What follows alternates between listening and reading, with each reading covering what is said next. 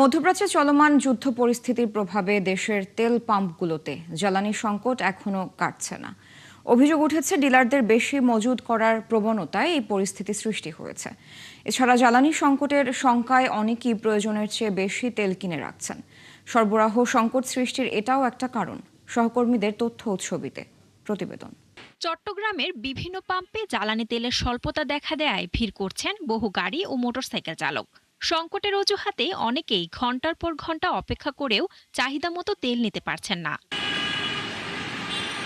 চালকরা জানান, কর্মস্থলে যাতায়াত সহ দৈনন্দিন চলাচলে নানা সমস্যার মুখে পড়তে হচ্ছে তাদের। কয়েকটা পেট্রোল পাম্পে তেল দিচ্ছে, তেল দিল অনেক সিরিয়াল, প্রায় 100-150 গাড়ি। মিনিমাম 5 লিটার করে তেল মোটরসাইকেলে বাইকে দেওয়ার কথা, কিন্তু সেটা কিন্তু আসলে বাস্তবে কোনো কার্যকর নাই, মনিটরিংও নাই, এটা দেখভাল করার কেউ নেই। নায়াসিনামাইড ও স্যালিসাইলিক সমৃদ্ধ লিলি ফেস ওয়াশ যা ফেসের ডেড স্কিন সেল দূর করে দেয় দ্বিগুণ ফাস্টার ব্রাইটেনিং। এদিকে পেট্রোল পাম্পের কর্মীরা জানান, পরিস্থিতি স্বাভাবিক না হওয়া পর্যন্ত সীমিত পরিসরে রেশনিং পদ্ধতিতে তেল দেয়া হচ্ছে।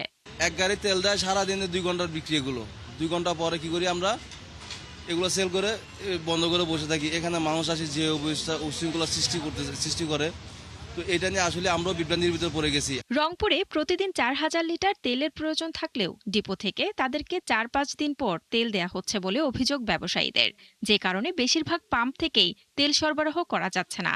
ডিজেল দিয়েছে শুধু 3000 লিটার গতকালকে, এখন অরিজিনাল ভাবে আমাদের তেল লাগে 9000 লিটার, যেভাবে বিক্রি বাড়ছে।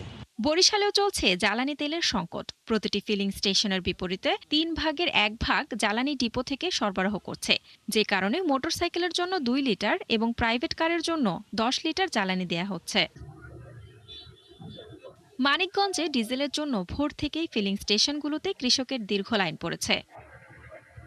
সরবরাহের তুলনায় চাহিদা কয়েক গুণ বেড়ে যাওয়ায় চাপ বাড়ছে ময়মনসিংহের প্রতিটি পাম্পে। এরই মধ্যে অকটেন না থাকায় বিক্রি বন্ধে পাম্পের নোটিশ ঝুলিয়ে রাখা হয়েছে।